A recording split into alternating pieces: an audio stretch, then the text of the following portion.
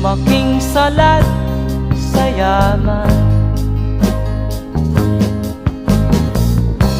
Maagang nawala si ama. Ang ina ko na may mahina na,